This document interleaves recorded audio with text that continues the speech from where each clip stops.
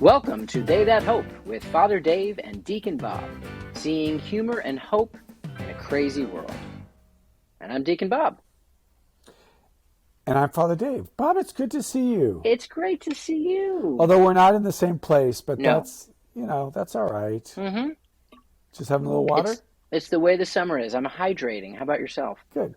Good, good, I good. got my water too. Yeah, I've been on a well, wait, before we start talking about things, let's talk about sports. There's no sports to talk about, so we should probably move on. Are the Nationals playing? Are they winning anything? Actually, I'm glad you asked. The Washington Nationals actually have the worst record in the entire major leagues. Hey, Yeah, that's yeah, fantastic. yeah, Congratulations. yeah. And they offered their best player a 15-year deal, I think Is $440 that like million. so? Wait, wait, wait! Don't tell me the name. Soto. Soto? Okay, yep. Okay, you just told me And the he name, but said I he said it. said he said no, that's not enough. Isn't that something? Yeah, yeah, yeah. Maybe it's just not That's enough for that unbelievable. particular team. It's just unbelievable, I want to Bob. give a It shout really out to is. Connor Edgington, who is a big Washington fan. I Okay. remembered this as we And said it. and I think he's more of a Capitals fan though, but it's okay. I know you just had a conference, and we're going to talk about conferences later, but Right? you were talking to Nate, who's the musician for the conference in Minnesota. Oh yeah, yeah, yeah.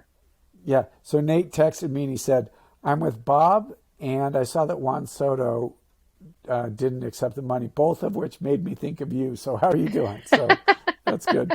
People connect me, baseball, and you together. So that's great. Oh, what a gift! Yeah, What a gift that yeah, is. One yeah. of the But well, keynote there is sports. speakers. Oh yeah, it was a sport thing. But go ahead. Okay, yeah. The British Open was last weekend, Hmm. which is just it's not they don't it's called the Open. It's not even the British Open, and those who know, right? Right.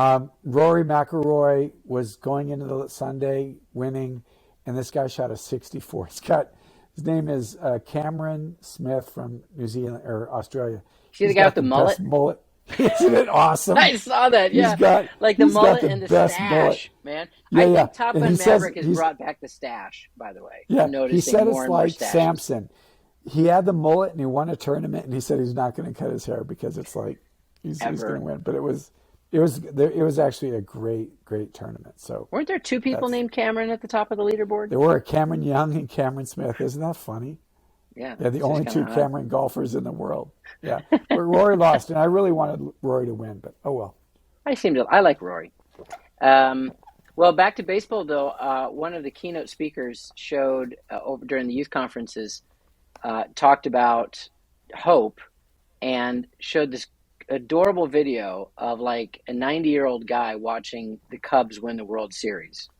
Oh And it really? was so inspiring. I mean, he was just like, I saw them win. He's like hugging his like 70-year-old son, and Oh, that's cool. I'm he's gonna have just to Google that. sobbing. That's He's really like, I cool. saw them win. I saw them. He just couldn't get over it. It was really cool. It's like, all right, that's cool. That's That's cool. really But cool. it I'll was have to go also the look at it. Cubs.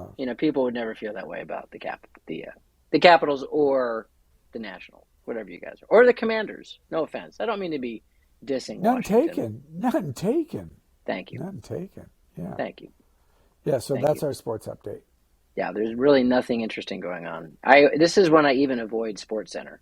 It's just a lot of Actually, hype yeah, about like who's going to be on what team and draft yeah, picks and who's going to be the. I mean, yeah, you can just tell they're desperate for content.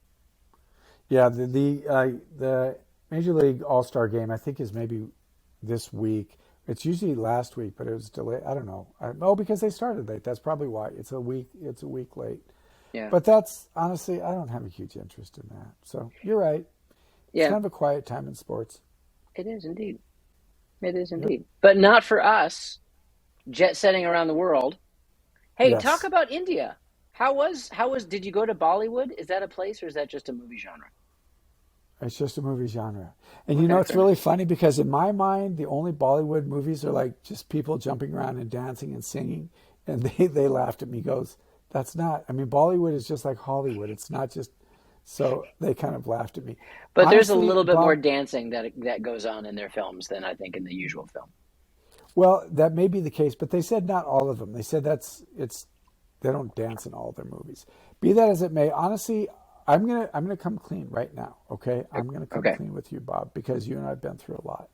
We have. I wasn't sure what I was getting into. I mean, a lot of people, I'm going to be honest, a lot of people spoke negative. They said, it's you're likely to get some GI problem that's going to bother your stomach because of the food and the water, and Oh, okay. it's For a second, I thought it's you I'm like an army problem, but now no. gastrointestinal. Yeah, yeah, Yes. yeah. And it's crowded. It's no whatever. Honestly, Right. it was fantastic. Yeah. It really was. Yeah, we went to Bangalore, which is kind of like their Silicon Valley. It was, there's poverty there, of course, but it's also really a developing area, a very large developing middle class. The university, we're looking at collaborating with a couple of universities in India, and they're just doing so well in IT. 61% of all people in IT are from India or Indian descent. So it was Wow. fantastic. The food, you would have hated everything about it. Okay. But the I was food, almost thinking, should I go? But now you're confirming no. no, the food, was, I loved it. It was Indian food and it was fantastic. It was spicy. It was delicious. It was fishes and it was just great. You, on the other hand, would hate it. Yeah. No Their bacon. pancakes are, no bacon, not once. And their pancakes are not really pancakes. They're kind of made of rice. Nope, Ah. you're not. Yeah, yeah, yeah. Um, Yeah. but it was great. Can I say the perhaps the most difficult part? Well, first off, let me take a step back. Flying there, we did Chicago to Dubai. New Delhi nonstop. New So Delhi. that's about a Oh, 14-hour no, flight, stop. long, Okay. long flight. We Mm. flew over Greenland, and that's beautiful. If you've never flown over Greenland, it's glaciers and white and snow as far as you can see, which was beautiful. And then I've flown a lot, Bob, and you know this, right? I do. We flew over the Himalayas. One Hmm. of the most beautiful 45, 30 minutes of flying I've ever seen in my life. It was like That's a where Mount clear day. Everest, You could see the mountains. that's actually the fact that you even said that because they said it's actually really rare. We could see as far, I'm almost positive I saw Mount Everest. Pretty sure. Wow. Wow. But yeah, the mountains were just stunning, just beautiful. Mm. With Wow. that being said, we flew over on Air India. We came back on United, and apparently American Airlines can't fly over Russian space right now, airspace right now. Okay. 17 hour nonstop flight. Tanya, who works with me in my office, she says she was at their office in the afternoon. She goes, "Oh, Father Dave's just left."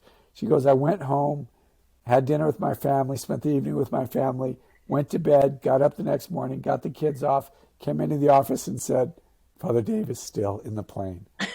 Oh, that's horrible. 17 hours, Bob. It's just, Were you first class? Please say you were. I have no judgment and nobody listening. 17 hours, you need to be like lying down. You are the okay, I president wasn't of a lying down. university.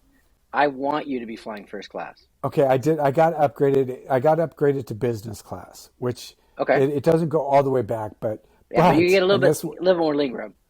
absolutely, and it was actually a bulkhead seat, so as much legroom as I wanted. It Nice. was so from that perspective, but the television thing wasn't working. So 17 hours and no movies, No Black Widow? nothing, nothing. And I was going to say, I could complain, and they could say, "Well, we could move you to the back. There's a seat back there." It's like, no, Right. that's It's okay. okay. It's But okay. So but it did you was see any honest. cool movies on the way out there? What Did did you I take my watch? Oh, recommendation? which was what? The Which one was it? Unbearable Weight of Massive Talent, No, I didn't where see that as Nicolas a Cage choice. stars as Nicolas Cage. We flew on Air India, and there was not many choices. But what was one of them? It was a Owen Wilson marry some gal that's a superstar. Will you marry me or something like that? He's just like an Yeah. ordinary, and Lopez, what's her name? Jennifer Lopez is some famous singer, and Why would you watch movies like that? because there was Dude, only like three choices. like that's like if you're married and you have to watch something with your spouse kind of movie. Okay, you know the No other one I man would watched? ever watch that on their own. I did, and I'm comfortable saying that. I also watched Born Ultimatum. Those were two quite different movies. Yeah, yeah, yeah. Well, I can't. Since I mentioned it, I should qualify it. So I got to watch this movie called The Unbearable Weight of Massive Talent, which is it stars Nick Cage as Nick Cage, and there's always a debate: is Nick Cage the greatest actor or the worst actor of all times? Yeah. And I this movie was so funny because it was like Nick Cage making fun of himself, Just like with a characterization. straight face. There's Yeah. this one part where somebody like talking about this dumb movie he was in called like Guarding Tess, like the first lady, and Yeah. Yeah. how it meant so much to this person. And he said it actually takes a lot to get into the head of a character of a secret service agent. I'm glad you appreciated my work. And the guy just looks at him and says, "Thank you for your service." And Nick Cage goes, "You're welcome." Now, to anybody listening, it's almost like an '80s movie. There's a number of bad F words, but there's nothing else.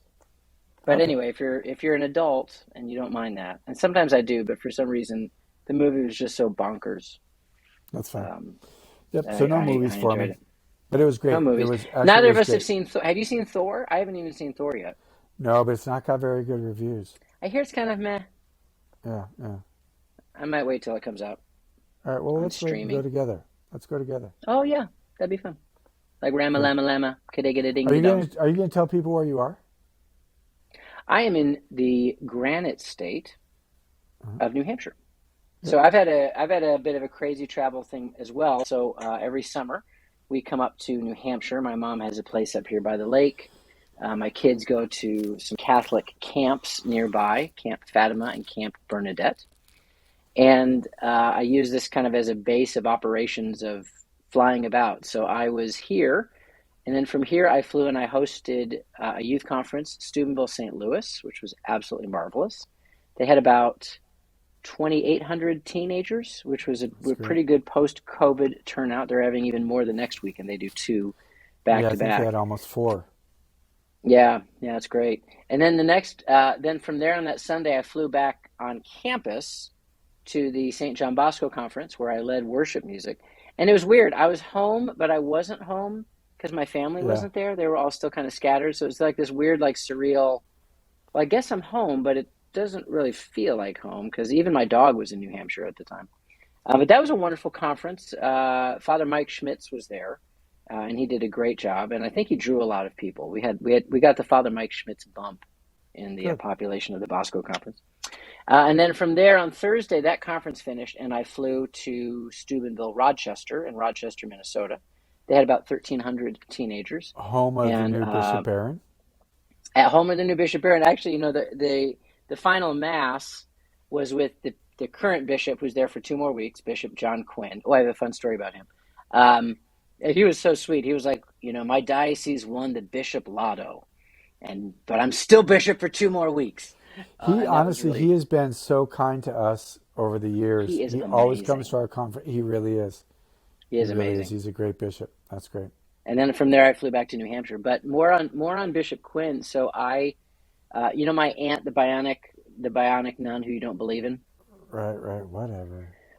Yeah, well, anyway, I got to visit her grave, which kind of makes you look like a jerk.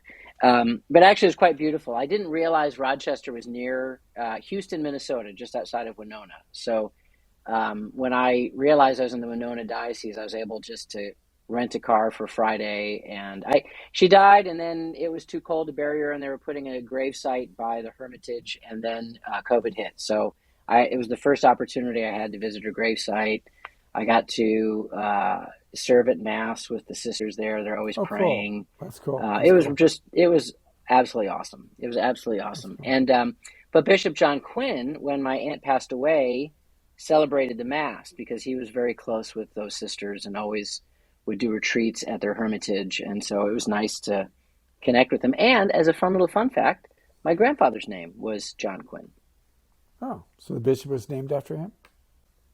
I'm sure he was. Anyway, and I That's got to see him and he remembered me, and it was just really, that's cool. it was just That's like cool. kind of cool, like how the Lord just like does all those things and puts it together. It was very beautiful. It was That's very, very awesome. special. So, That's awesome. but I That's had a awesome. great weekend, both weekends of youth conferences. Wonderful, wonderful speakers, wonderful times with young people, just kids Cool. giving their lives to Jesus, changing their lives. It's just an honor to watch Okay, that we're happen. going to talk about the conferences. Do we have, there's no promotional thing? Come to the alumni weekend this weekend. Yeah, How about that? That's go our to promo? franciscan.edu. That's all we have to Okay. say. I'm sure there's awesome, Okay. exciting things there. Okay, we also have you met somebody that we need to thank again.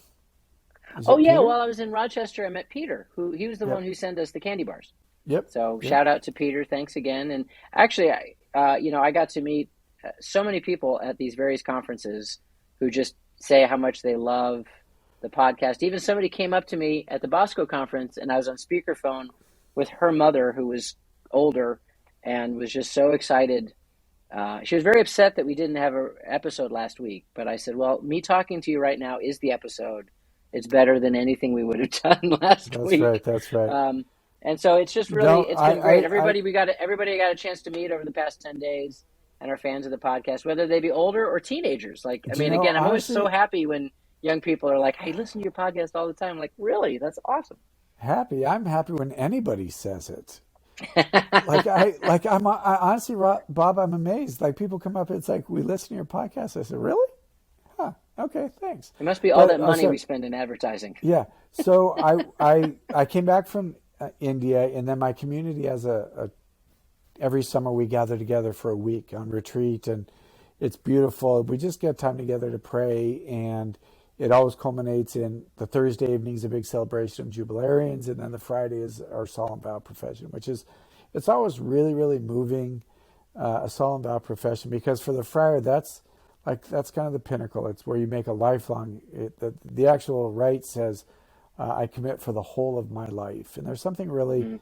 I think, beautiful. I remember when I made my solemn vows, myself and Father Joe Lehman, who's now the provincial of the community, he and I entered the same time, and we've just been just best friends for. Now, are these new vows, like people taking new vows, or are you all renewing vows? No, solemn vows is your final vows. So it's the last Okay. time you make it, and again, you make it for the whole of your life, and then you never make vows again. But Was that in so the Feast of St. Bonaventure? Because that was last week. it was on the Feast of St. Bonaventure. Yep, the Oh, that's 15th. so special for those guys. It Yeah. was, it was. So when I took my vows, so Father Joe and I, they have this formal where you're called as if like much like you were when you're a deacon, you're called forth from the church, from the body. So Father Joe says to me, "You gonna do it?" We're whispering to each other. "You gonna do it?" He goes, "I go, I'll do it if you'll do it."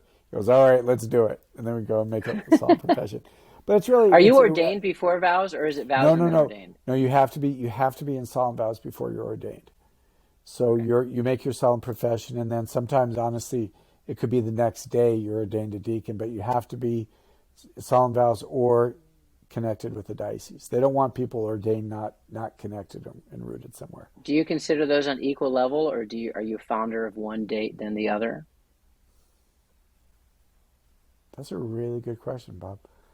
Um, well, and it's important for us to remember this, that I was a friar before I was a priest, that Mm. I felt called to my Franciscan life, and that's really my brotherhood, my vowed life. The ordination is obviously a wonderful grace and blessing, but it flows from my Franciscan life, and that's one of the things we have to remind ourselves is that I'm a friar first, so my relationship with my brothers and my prayer life that really flows to my ordination. So that's them both were equally important to me. Just That's a cool in great different question. ways. Yeah, Yeah. exactly.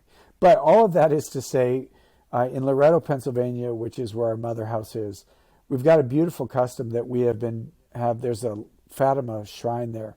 So from May, April, June, July, August, September, and October, 13th of the year since 1950, we've been doing this. So for 70 years, the community gathering, we have Fatima prayer night. So, and you can imagine kind of what that population looks like. Let's just suffice it to say the average age is not 20, okay? So this lady came up to me, and I don't know, I don't know how old she was, but she was lovely and beautiful and spent the evening praying with us. But she came up and she said, "You're Father Dave." And I said, "Yeah, I am." And she goes, "I love your podcast." And then she just went off on Yeah. this. It's the fact that she knew how to get to the podcast was great, but she was so sweet. And she goes, "I can't wait for your podcast to come out." And I said, "Well, I'm sorry we didn't record this week." And she was so disappointed. I said, "Well, I promise we'll get the next week." So honestly, it's Right. awful. I didn't get her name, but if you're listening, It was such a Ethel, pleasure to meet you. It was such a pleasure to meet you. So it was great. Doris. Ethel and Doris are not only people older than you and I, Bob. So just I'm just stop. shooting at those were popular names of those times, So is Mary. I guess. Okay. Jennifer. So it was great. It was great. Awesome. Amen. So conferences. They've been good? Conferences. Yes, they've been absolutely amazing. The youth conference theme for the summer has been fearless, Yeah. and uh, I've loved that theme. It's been yeah, it's just been wonderful. So it was drawn from the scriptures, John 16, I think it was 33, and which is Jesus said, "I've told you all this that you might have peace.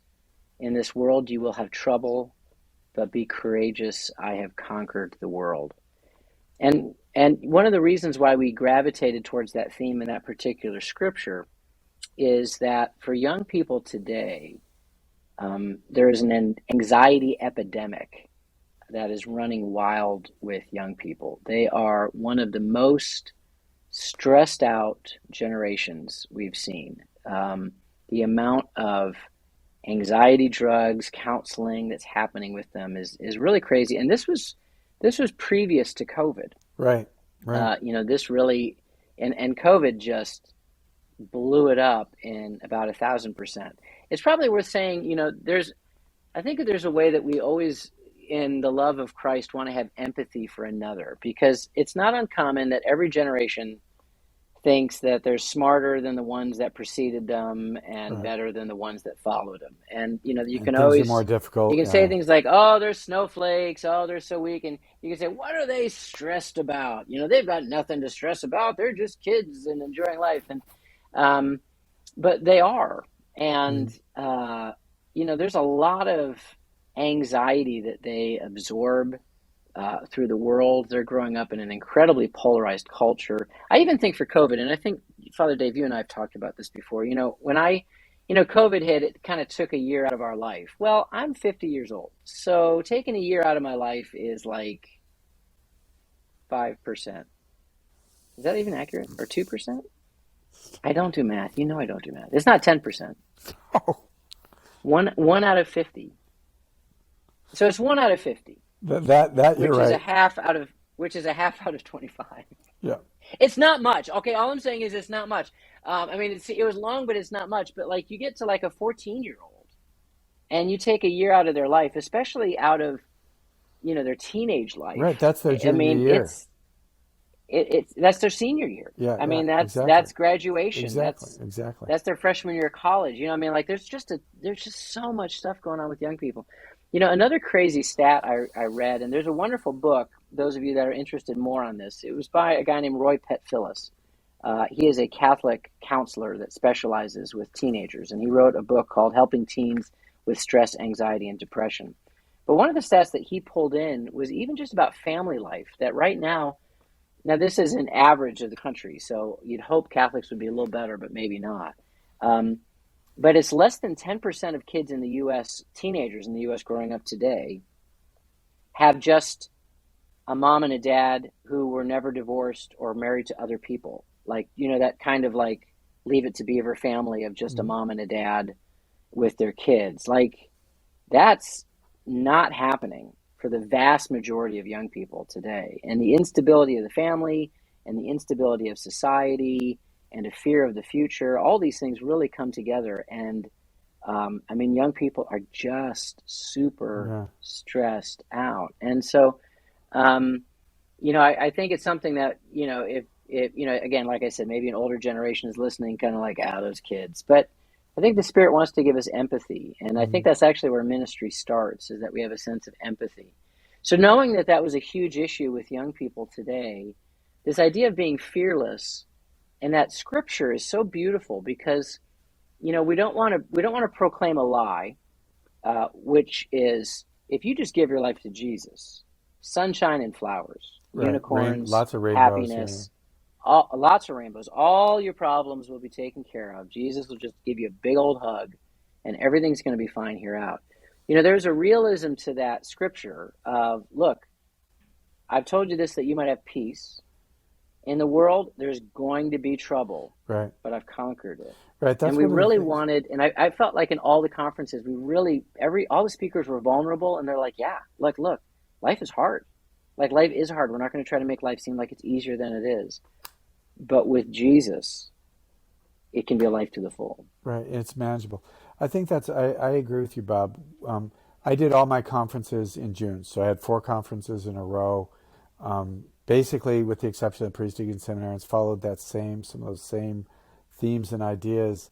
And I think that's one of the first things that we really addressed was, in the world there will be trouble. And I mean, it may Yeah. sound, I don't know, self-evident that there's going to be trouble, but there's also a freedom in hearing that and understanding it, because if we understand that there will be trouble, not there might be, there will be trouble, it takes away some of the surprise and almost like, oh yeah, yeah, Jesus promised that there was going to be difficulty, there was going to be trouble. So in one sense, he's a man of his word, right? He's a man of his word.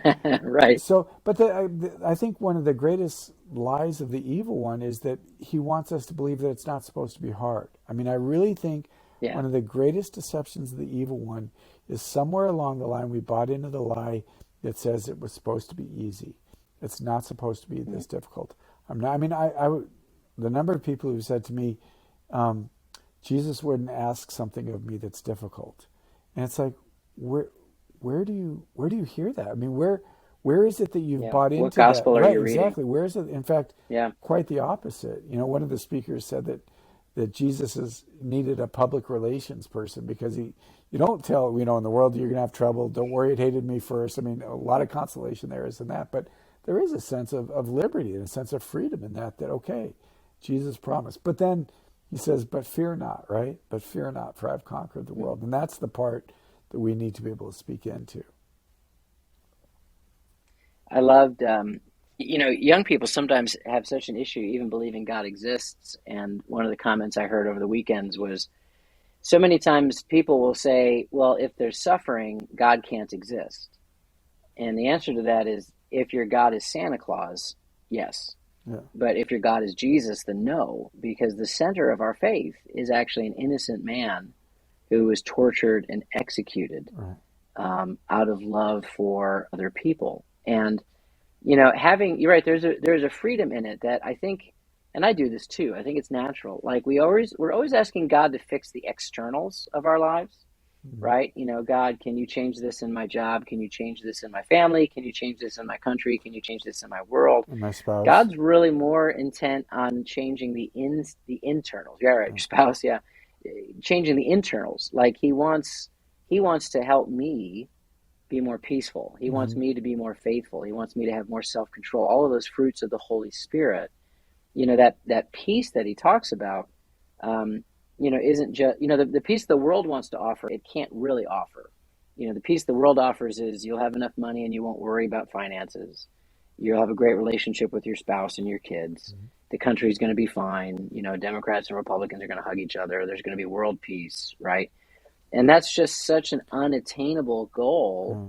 Then the next thing the world can offer you is drugs. Yeah. So you don't have to think about Yeah. how crappy the rest of the world is, Excuse and me. how situations are like that. And actually, I said that at a youth conference the Friday night, and there was a group of kids that went, yeah! And I just went, I'm praying for you kids this Yeah, weekend. yeah, yeah, yeah. But Right. it's so true. Like there's not, like you look at like uses of marijuana with teenagers, which is hard to track now because it's becoming so legal Right, everywhere. right. But wow, let's give the most stressed out generation ever legal access to marijuana. Yeah. Wow, that's That not a makes a lot of potent sense. combination right there. Yeah, But yeah, but that is the peace the world offers, which isn't really much peace at all. yeah. And God wants to change our hearts, and I But think that's a powerful it goes message. back to our whole theme of our podcast, and that is that when our hope is in the Lord, it doesn't mean that all of those other things, it's not wishes, it's not desires, it's not wants, but it's a hope that's deeply rooted in the Lord and Him being who He is for us and being present to us. And in that, in the world there will be trouble, right? But God has conquered the world, and He's present to me. And Yeah, I mean, I've shared about this, last couple of years that have been difficult, the sense of the Lord saying to me, this won't crush you. And it sounds like, why is that consolation? But it is, right? That Jesus will be present with me in the midst of it. In fact, the Psalm, I think, no, today in my community, it's an office of the dead, and that it actually uses that word about not being crushed. And there's a comfort in that. Sometimes it doesn't feel like it. And I think what your point was well taken, is that there's a way that we can minimize young people's anxiety, but we all have our struggle. We all have, maybe we mask it differently or we name it differently, but it's the same God who wants to meet us in the middle of it. That couple out there whose marriage you just feel like it's crumbling apart. Well, the Lord wants to meet you in that. He wants to be present to you in that, and He wants to make Himself known. And I'd love to say that if you just snap your fingers and make this magical novena, everything's going to be perfect the way you want it. It doesn't always work like that. But what God does do is He shows Himself. He calms our heart, not necessarily the storm. And that's enough. It's just enough. So, One of the scriptures that we looked at in, I think, the Saturday night talk we encouraged speakers to talk about was the calling of Peter on the water. yeah. And, one of the things a few of the speakers highlighted, which I never really picked up before, was, we know the story. Peter gets out of the boat. He walks to Jesus. Mm-hmm. He sees the wind and the waves and he falls. But it says immediately Jesus catches him. Why were you so afraid? But it says then they walk back to the boat. And when they get in the boat, the storm calms down. And there's a beautiful moment of where Jesus lifts him back out of the water. And they're walking again on the water. And it's not like the storm is gone. Like there's still a storm. And Jesus walks with Peter to the boat, Mm-hmm. to a place of rest. And I think in all of our storms, I mean, our immediate desire is stop the storm. Mm-hmm. And sometimes He does. Yeah. Like sometimes the Lord will work in that way. Like, Jesus, can you stop this storm? And He does. And other times He's saying, have courage, Yeah. have faith. And He walks with us on the waters of that storm, that we can survive and get through things that we never would be able to get through on our own, maybe even things that we never thought we'd be able to get through on our own. And He's beside us. Yeah, I remember when I was in seminary, I had a religious sister who was teaching the course, and she was talking about that storm that is going to be a part of everybody's life. I mean, it just is. And she was talking about, if you're in a small boat, your natural inclination is, in the midst of a storm, I need to get to the shore. But she said it's actually, and this is true, it's, if you've sailed or anything like that, it's dangerous to get to the shore because you're going to be thrown into the rocks. The boat's going to be thrown into rocks. So actually what you need to do is you need to have to go into the midst of the storm. And there's every part of us that says, we can't do that. But knowing, obviously, if Jesus is with us and He's walking and He's present and He's clinging to us. And sometimes we'll cry out, are you awake? Did you even realize what's going on here? But He's present to us.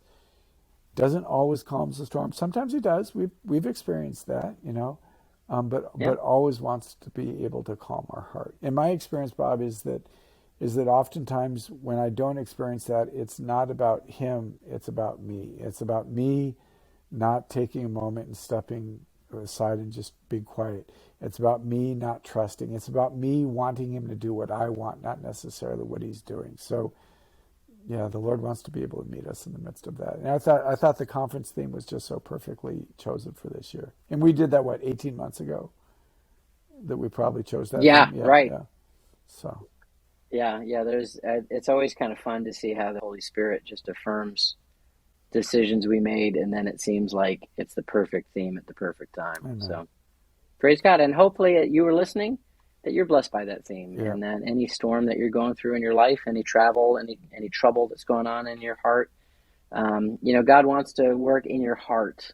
I mean, yes, sometimes He will fix the externals, but He always wants to fix the internal. He always wants to show that He is present there in your heart, in your life, in the midst of the storm. You will have trouble. Mm-hmm. He said it, but He also said He has conquered the world, and that's a promise that we can rely on, even in difficult times. Amen.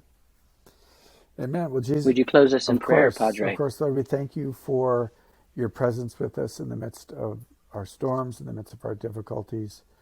Lord, give us a greater faith that is able to see you and recognize you and see and be present to you as you're present to us. Pour out your blessing, Jesus, particularly on our listener today that is struggling most. Let him or her know that you are present, that you see, that you notice, that you love, and that you will be present to them. May Almighty God bless you, the Father, the Son, and the Holy Spirit. Amen. Bless you, Bob. Amen. Bless you, Father Dave. And thank you, all of you who are listening. Send us an email at hope@franciscan.edu, especially if you've got an idea of maybe some themes of things that we can be talking about in upcoming episodes. We'd love to get back to that. We're praying for all of you. God bless.